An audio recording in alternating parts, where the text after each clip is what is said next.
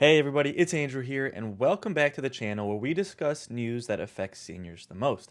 Yesterday we had President Biden give a speech discussing new sanctions on Russia. Now we're going to discuss how this could affect seniors, and we also have a new bill being proposed by Democrats that could potentially help people, but we're going to discuss whether or not this is actually helpful or if it's just a gimmick to try and help them in the midterms. We're also going to have some updates on general trending news as well. So let's jump right into it. But before we do, guys, as always, do me a quick favor, hit like, hit subscribe, and share this channel with anyone who you think might find this helpful. This is a community for seniors, and my job here is to bring you the news that affects seniors the most. So with that said, let's jump right into it. Off the top, tax season's coming up and it's actually here. And I want to talk about the fact that if you're still working, which I know that's not most seniors, but if you're still working, there is a new tax credit that came about in 2020. And actually, the tax credit itself isn't new, but they expanded it to include seniors. Now, the earned income tax credit, if you're going to be filing your taxes this year,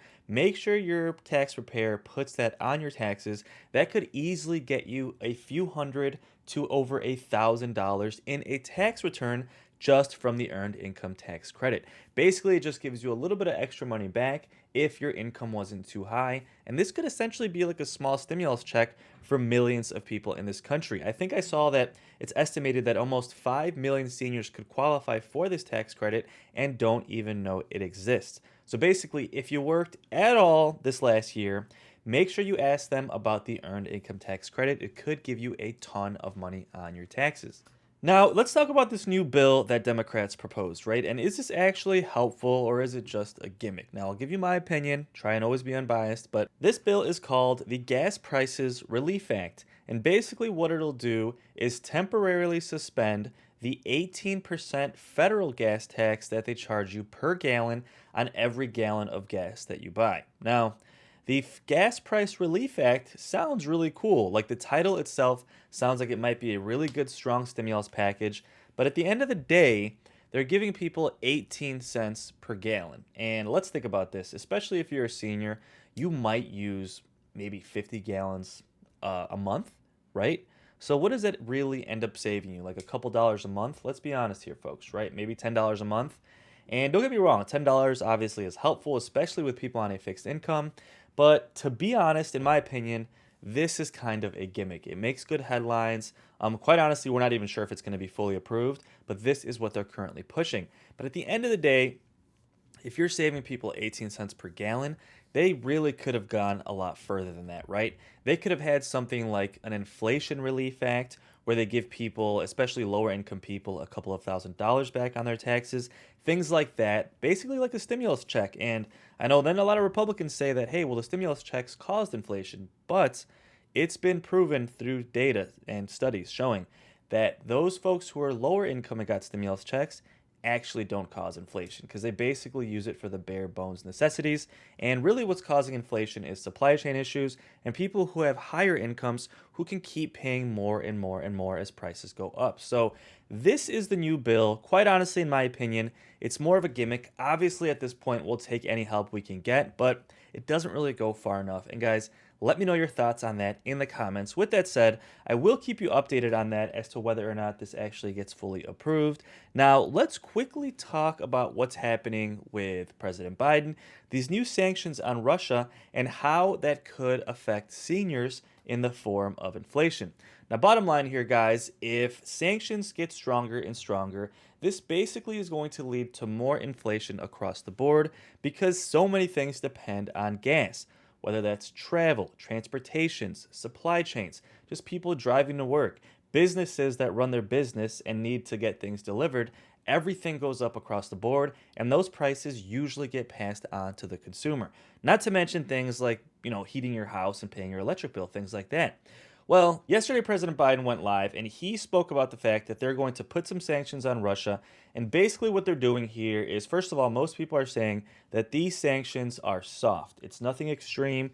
He came out really with strong verbiage, but most experts are in agreement that these are really soft sanctions. They're putting sanctions on just a small group of people. Now, this is the major banking systems in Russia, and then basically the elite, the most rich people in Russia closest to Putin. They're freezing their US assets. They're not allowing them to take loans and trade in US markets, basically trying to get all the rich people around Putin, make them lose money, right? Cut them off from the US. And then they're hoping that those around Putin, those who are the elite, the rich, can tell Putin, stop this because it's hurting their bottom line. Now, all of this stuff kind of goes over people's heads, but at the end of the day, the point here is if these sanctions keep getting worse, then what could end up happening is you end up in a global economy where things become less efficient, right? So like the US tells Russia they can't do certain things in the US and vice versa. And then the less efficient global economies get, the more expensive things tend to get, right? That kind of makes sense. And all of those costs usually get passed on to the consumer. So in a time where we're already worried about inflation, now we're worried about gas prices going up, which could affect inflation across the board. Seniors still haven't gotten their Social Security increases. This is something we need to monitor, folks. Will President Biden handle this properly? And he went on to say that he understands that putting these sanctions could potentially make inflation even worse. And he said that they have some kind of plan to try and increase the gas supply and bring down prices in the short term. Now, his exact words that he is working on a collective investment to secure stability in global energy supplies with major oil producers and consumers. So basically, it looks like what they're doing is trying to create stronger contracts with other countries to increase the supply of gas. Now, not to slam Democrats, not to pick sides here, but later on in this video, we're going to talk about the fact that really President Biden and Democrats have made the supply worse when it comes to gas by shutting down pipelines, like banning certain drilling of oil in the US, things like that. They did that stuff immediately for climate change, but it looks like really the timing of that couldn't have been worse. With supply chain issues getting so bad with the economy reopening when the pandemic has been waning, a lot of experts are saying Democrats should have seen this coming and they should have waited to do these things later down the road after the supply chain issues subsided. So we'll talk about that more later in the video, but let me know your thoughts on that, folks. Let's take a quick look, see what's trending in the news. Obviously, we talked about Ukraine, how that could affect inflation. It looks like President Trump just took a hit in the Supreme Court, and obviously Trump has been trying to limit access to documents from when he was in the White House. And, with having such a conservative Supreme Court, obviously Trump appointed some Supreme Court justices.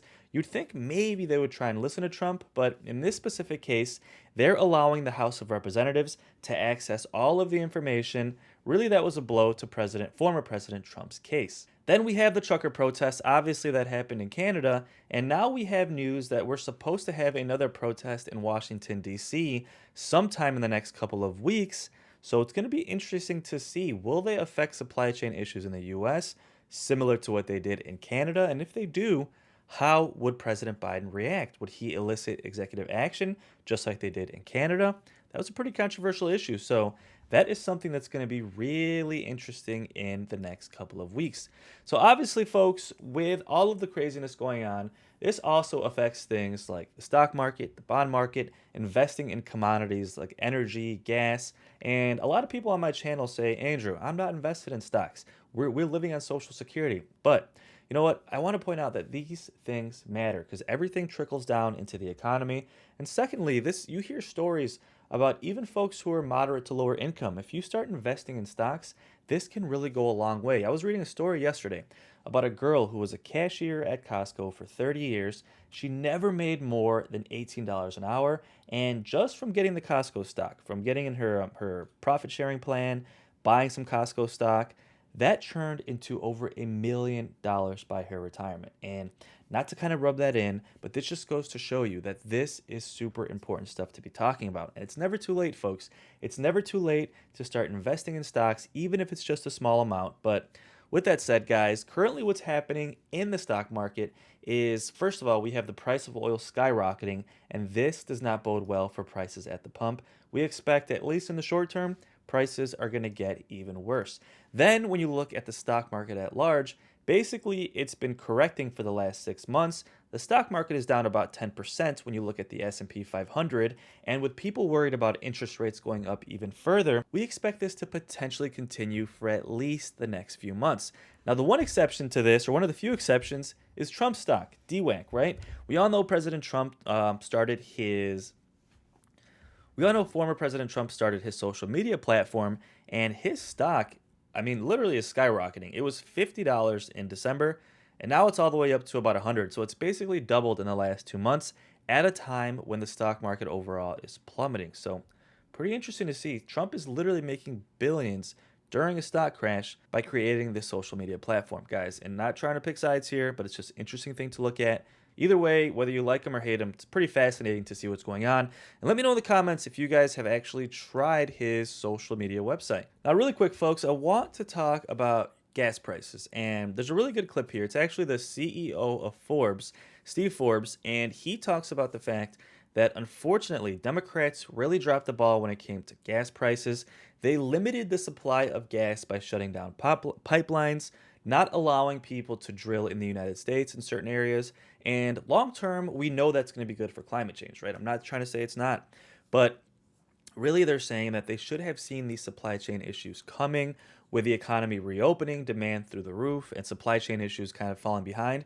They should have waited to do that. And really, the fact that gas is going up and inflation is getting worse across the board, in some part, is due to Democrats and the Biden administration. Again, not trying to pick sides here, but this is quite frankly the truth. So let's take a quick look. Let's see what Steve Forbes had to say. It's pretty interesting, and let me know your thoughts in the comments below. You know Democrats are worried about the November elections when they advocate a tax cut that benefits the oil and gas industry.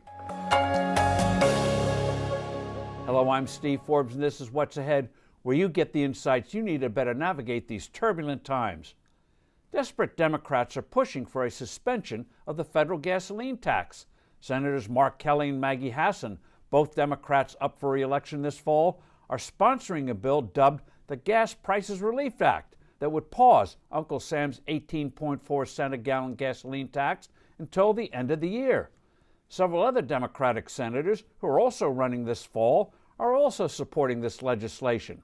They want to show concern about rising prices and demonstrate that they're taking action to ease the pain of inflation. The move doesn't survive the political laugh test. Notice how the tax comes back shortly after the election. Until now, Democrats, privately or publicly, most of them, applauded higher prices as a way to boost expensive, non-fossil fuel energy alternatives like bird-killing wind farms. Advocates hope motorists won't notice that a critical reason why gasoline costs $1 a gallon more today than it did a year ago is that moves by the Biden administration have reduced oil output in the U.S. It has canceled pipelines, halted lease sales on federal lands, banned fracking on federal lands, stopped drilling in a part of Alaska that is loaded with oil and gas, and hindered and delayed oil and gas permits. The White House has made it clear to banks and other regulated financial institutions. Well, it looks like Forbes is obviously pretty biased against Democrats in general, but the truth is he's making valid points that are true. Democrats reduce the gas supply, which is making this whole shortage even worse. Again, not trying to pick sides here, but unfortunately, this whole bill that we're talking about, right? This new bill that Democrats introduced, the Gas Prices Relief Act, it seems to almost be a gimmick to help them try and win these elections in November. Let me know your thoughts. Trying to be unbiased here, but to be honest with you, this is something that kind of opens the door to maybe potentially they could expand upon this. Maybe they could do a gas price relief act that is stronger than just cutting the gas tax. Maybe they could do like an emergency $1,000 debit card or stimulus check to the American people just to help them pay for the increased, prices in gas and things like that. So this is something we're monitoring, folks. Obviously, it's not enough, but hopefully it's something they can expand upon. And with that said, guys, that's about it for this video. Don't forget to subscribe. I will keep you posted as things develop with everything, including Social Security changes, what's happening with inflation, investments, and everything across the board, including potentially new bills that could help you with direct payments. So thank you so much for watching, and I'll see you on the next one.